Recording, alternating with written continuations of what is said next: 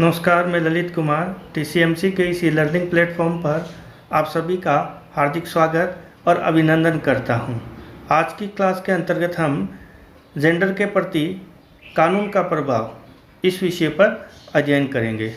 समझने का प्रयास करते हैं जेंडर के प्रति कानून का प्रभाव।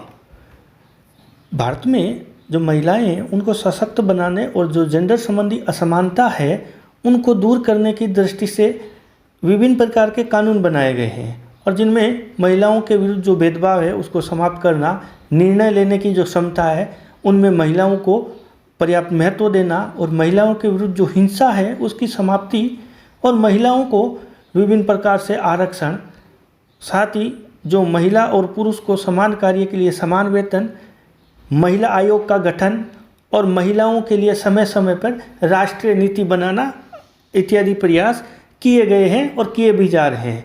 इससे समाज में जो है जेंडर के प्रति लोगों के दृष्टिकोण में जो बदलाव होगा, साथ ही महिला सबल भी होगी।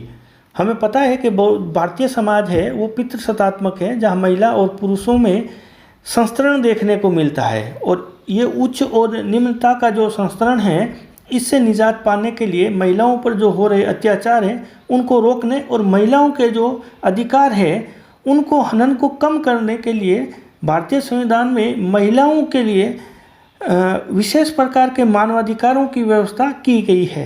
साथ ही भारतीय संविधान में जो मानवाधिकार है उनको भी हमने दो भागों में बांटा है। पहला है मौलिक अधिकार के रूप में, जिसका संविधान के भाग 3 में उल्लेख है, और दूसरा है राज्य के नीति निर्देशक तत्व। अब इनमें अंतर मौलिक रूप से यही है कि मौलिक अधिकार है वो राज्य के लिए बाध्यकारी है, यानी कि इन मौलिक अधिकारों को प्रत्येक भारतीयों को सरकार प्रदान करेगी ही करेगी। साथ ही जो नीति निर्देशक तत्व है वो राज्य और सरकारों को एक नीति के लिए निर्देशित करने के तत्व है, अतः इनको सरकार या राज्य लागू करे ऐसी कोई बाध्यता नहीं है। तो देखते हैं संवैधानिक प्रावधान हमारे देश में क्या क्या किए गए हैं। सबसे पहले अनुच्छेद 14 जो सबसे महत्वपूर्ण है, अनुच्छेद 14 यानी विधि के समक्ष समानता। यह अनुच्छेद कहता है कि स्पष्ट प्रावधानों के अंतर्गत कानून के समक्ष सभी समान हैं। सभी को कानून के द्वारा समान सुरक्षा और संरक्षण प्राप्त होगा। किसी भी नागरिक को वर्ण के आधार पर, जाति के आधार पर, रंग, धर्म, लिंग या जन्म स्थान, भाषा आदि के आधार पर न तो कोई विशेषाधिकार प्राप्त होगा, न ही उससे पूर्णतया वंचित किया जा सकता है। देखते हैं नेक्स्ट अनुच्छेद 15 जो किसी भी राज्य के नागरिक के विरुद्ध किसी भी आधार पर भेदभाव नहीं करेगा, ऐसी व्यवस्था करता है। कोई भी नागरिक चाहे किसी भी धर्म का हो, लिंग का हो, वंश का हो, जाति का हो, इसके आधार पर किसी भी निर्योग्यता का दायित्व या शर्त के अधीन नहीं होगा। और शैक्षिक रूप से जो पिछड़े वर्ग हैं, जिसमें महिलाएं भी सम्मिलित हैं, उनके विकास हेतु विशिष्ट प्रावधान किए गए हैं। इसीलिए ये महत्वपूर्ण हो जाता है हमारे लिए, क्योंकि अनुच्छेद 15 में शैक्षिक रूप से जो पिछड़े वर्ग हैं उनके विकास हेतु विभिन्न प्रकार के प्रावधान किए गए हैं। देखते हैं नेक्स्ट अनुच्छेद 16। अनुच्छेद 16 कह रहा है कि राज्य के अधीन किसी भी रोजगार या नियुक्ति जो है उसके बाबत नागरिकों को किसी भी प्रकार से, जैसे लिंग, आयु, जाति, धर्म, वंश आदि के आधार पर अयोग्य घोषित नहीं किया जा सकता। अर्थात लोक नियोजन के जो जितने भी विषय हैं उन विषयों में जो अवसर है उनकी समानता, सभी प्रकार के नागरिकों के लिए सभी प्रकार के अवसर हैं वो समान रूप से होंगे। देखते हैं नेक्स्ट और कौन कौन से हैं। अनुच्छेद 21 जो सबसे महत्वपूर्ण है और किन्हीं भी परिस्थितियों में इस अनुच्छेद को राज्य या सरकार जो है खत्म नहीं कर सकता है। तो अनुच्छेद 21 कहता है कि प्राण और दैहिक स्वतंत्रता का संरक्षण अनुच्छेद 21 भारतीय संविधान में करेगा। यह अनुच्छेद प्राण, दैहिक स्वतंत्रता और जो संरक्षण के अधिकार की व्यवस्था करता है। यह अधिकार जो है वो स्त्री और पुरुष को समान रूप से संरक्षण देता है। किसी भी प्रकार के बिना भेदभाव के स्त्री और पुरुष है उनको समान संरक्षण प्रदान किया जाएगा। देखते हैं नेक्स्ट अनुच्छेद, अनुच्छेद 23, मानव के दुर्व्यवहार और बाल श्रम का प्रतिषेध। ये भी महत्वपूर्ण है कि मानव व्यवहार, महिलाओं का अनैतिक देह व्यापार, बेगार या जो अन्य प्रकार की बंधुआ मजदूरी है, इन सब को पूर्णतया बंद घोषित करता है या उनका निषेध करता है। महिलाएं भी पुरुषों के समान स्वेच्छा से किसी भी धर्म का प्रचार प्रसार कर सकती है। साथ ही जो अल्पसंख्यक पुरुष और महिलाएं हैं उनको भी स्वयं की शिक्षण संस्थाएं खोलने का अधिकार प्राप्त है। देखते हैं नेक्स्ट, अनुच्छेद 39।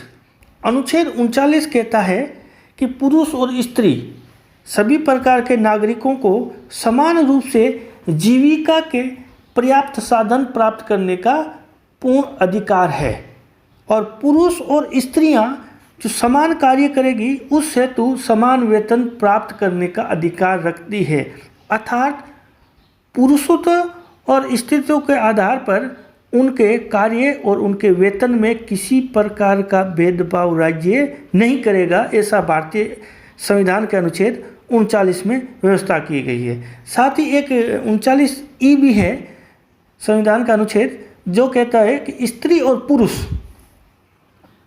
39E, अनुच्छेद 39E कहता है कि स्त्री और पुरुष जो कर्मचारी है उनके स्वास्थ्य और जो शक्ति का किसी भी रूप में दुरुपयोग न हो इसकी व्यवस्था करता है। साथ ही स्त्रियों के लिए जो प्रसूति काल है उसमें अवकाश की व्यवस्था इस अनुच्छेद के अंतर्गत की गई है। देखते हैं नेक्स्ट और कौन कौन से अनुच्छेद हैं। इसके बाद है अनुच्छेद 42। अनुच्छेद 42 भी महत्वपूर्ण है। भारतीय संविधान का अनुच्छेद 42 कहता है कि राज्य काम करने की जो न्यायपरक और मानवीय परिस्थितियां हैं उनको पैदा करेगा और जो मातृत्व लाभ है वो देना भी सुनिश्चित करेगा। इस प्रकार जो गर्भवती और जो दूध पिलाने वाली महिलाएं हैं उनके हितों की रक्षा करने का प्रावधान भारतीय संविधान के अनुच्छेद 42 या 42 में किया गया है। एक और महत्वपूर्ण अनुच्छेद है 51। अनुच्छेद 51 जो है वो प्रत्येक नागरिक का ये कर्तव्य है कि वह ऐसी प्रथाओं का त्याग करे जो स्त्रियों के विरुद्ध हो। किसी भी प्रकार की ऐसी प्रथाओं को वो जो पनपाएंगे नहीं बल्कि उनका विरोध करेंगे, उनका त्याग करेंगे जो स्त्रियों के विरुद्ध हो और स्त्रियों के सम्मान के विरुद्ध हो। संविधान के नीति निर्देशक तत्वों में महिलाओं के अधिकार भी पूर्णतया सुनिश्चित किए गए हैं। इसके साथ ही एक अनुच्छेद 325 और 326 है। अनुच्छेद 325 और अनुच्छेद 326, अनुच्छेद 325 और अनुच्छेद 326। यह अनुच्छेद क्या कहता है कि जो निर्वाचन की नामावली है इनमें महिलाओं और पुरुषों की समान रूप से मत देने और चुने जाने का अधिकार देता है। ये अनुच्छेद जो है अनुच्छेद 325 और 26 इसलिए भी हमारे लिए महत्वपूर्ण हो जाता है क्योंकि हम अगर दुनिया के लोकतांत्रिक देशों को देखें तो उन सब में एक अनूठा लोकतंत्र भारत का है जिनमें बिना किसी विशेष प्रयासों के और संघर्षों के आज़ादी और संविधान के लागू होते ही महिला और पुरुषों को बिना किसी भेदभाव के समान रूप से मत देने का अधिकार दिया गया है। वो हम अमेरिका, इंग्लैंड, जर्मनी या चीन किसी भी देश के संविधान को देखें तो इन देशों में भी बिना संघर्ष के महिलाओं को पुरुषों के समान मतदान का अधिकार नहीं मिला है। दुनिया में केवल और मात्र एक भारत देश है जिसमें आज़ाद होते ही और संविधान लागू होते ही महिला और पुरुषों को मतदान का समान अधिकार दिया गया और इसके लिए महिलाओं को किसी प्रकार के विशेष संघर्ष की आवश्यकता नहीं पड़ी। जबकि हम अमेरिका तक जो देश हैं उनको देखें तो वहाँ भी महिलाओं को अपने अधिकारों के लिए, मतदान के अधिकारों के लिए लंबा संघर्ष करना पड़ा। उसके बाद ही उनको ये अधिकार हासिल हो सका। तो आज की क्लास में है इतना ही। नेक्स्ट क्लास में और नया टॉपिक लेके देखेंगे। तब तक थैंक यू।